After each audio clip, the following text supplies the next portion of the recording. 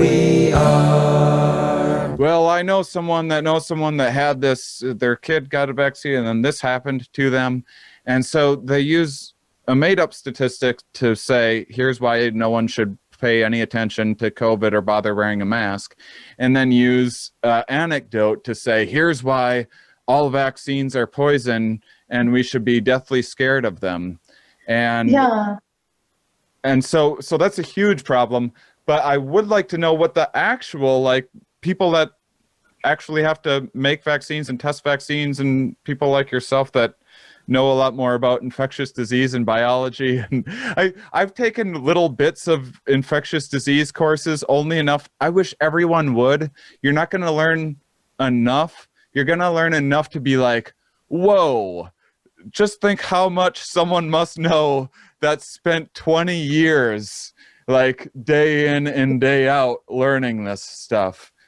Yeah, so I'm going to invoke part of that expertise as a justification for my ignorance, in fact. So I'm not the right person for you to talk to about what the concerns are for long-term adverse reactions for these types of specific vaccines. Yeah. There are some awesome people who are immunologists who are really the right person for that. I can tell you some of my concerns from the epidemiology side.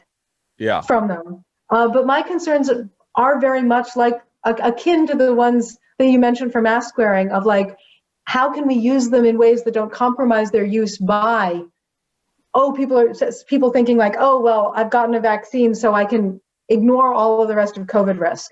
Or, oh, someone is getting a vaccine, so it no longer matters if I ignore the social distancing protocols. Or things like that, where that greatly concerns me. Mm-hmm. I'm also very concerned that the ones that require 2 shots, that there will be these aren't even adverse reactions. These are purposefully correct reactions. I'm worried people are going to feel sick after getting the first shot and not go back and get the second one. Run a fever and think that which yeah, is the and feel. immune I mean, honestly, feel pretty bad. I think you and I have actually talked about this before. Yeah. I don't remember if it was in March or August, but getting a vaccine and feeling pretty bad from the vaccine means it's working. It means your immune system is attacking what's been injected into you in the vaccine, and your immune system is going, oh, I recognize this is a pathogen, I will learn how to fight it, and then starting to fight it, which causes you to feel terrible. So you might have fever, body aches, fatigue. You might really be knocked for a loop for a day or two. Mm-hmm. If the vaccine is working really well. That's a good immune response. But I'm worried that we know from other things in public health, it's hard to get people to do, like, forget being just stabbed. Then you have to know, like, oh, now I have to go be stabbed and spend a weekend feeling terrible. Mm-hmm. I'm really worried that people are going to misinterpret that reaction as, I had a bad reaction to the vaccine, my body doesn't like this, I'm not doing it. As opposed to, oh no, my body had a great reaction to the vaccine. If I go get my second dose, I will absolutely be protected. I will mount really great antibody responses. I will be great. And feeling crappy feels crappy, but it's not dangerous. Mm.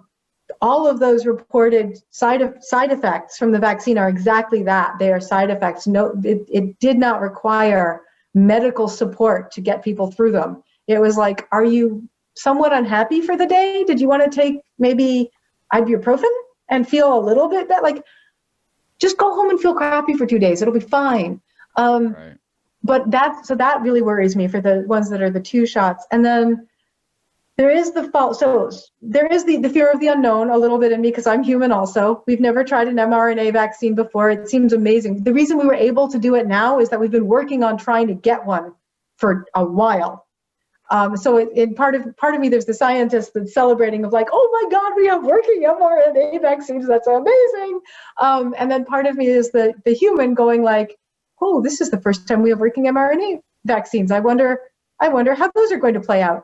But they seem to be playing out really, really well. But that's the human, that's the scared chimpanzee brain in me, not the scientist.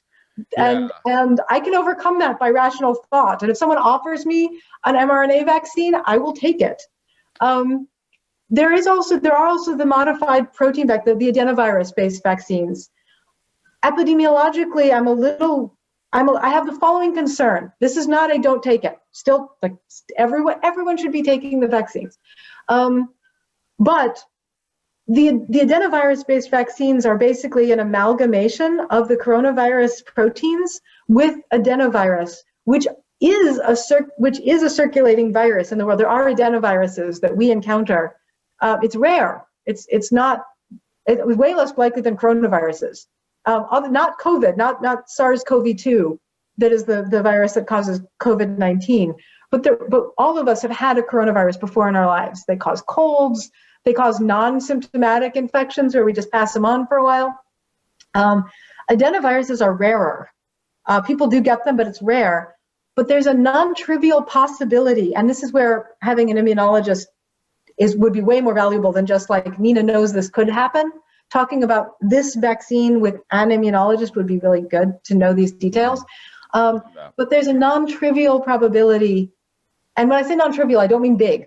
I don't mean, it might be like 1% or less than 1%, but in my mind, that's still like, we might want to see how this plays out, that your body learns to respond to the adenovirus in the vaccine, not just the coronavirus, which means that if you need like an annual booster, your body may get good enough at killing off the adenovirus that the booster doesn't work anymore for COVID. Mm-hmm. That's not that the vaccine would be dangerous, but it would stop being effective. And that doesn't change whether or not it's a good Band-Aid approach right now. But these are things where we really won't know for a while what's going on with that. And I don't know, as a scientist, my expertise is far enough away from immunology and from vaccine development that I know that is a possibility, but I don't know how to benchmark the likelihood of that being an issue. It's certainly not an issue enough to compromise my being like, great, if adenovirus vaccine works right now, and it buys us another year if everyone gets the adenovirus vaccine this year, it buys us a year before anyone would need a booster to develop the other vaccines, hell yes, all in. But these are the sorts of things where I know enough to go like, okay, these are the concerns in my head. None of the rational concerns in my head are about taking the vaccine itself.